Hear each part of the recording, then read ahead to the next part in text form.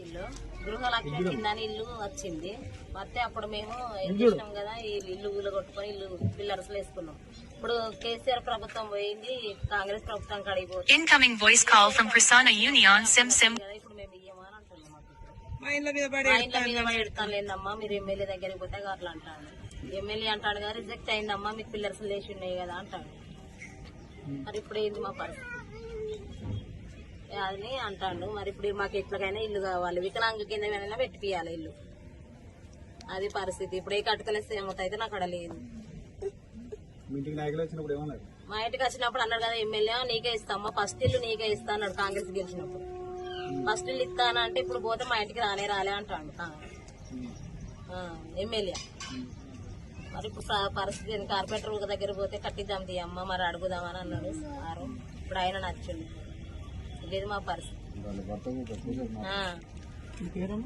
లింగంపల్లి నిర్మల సరే.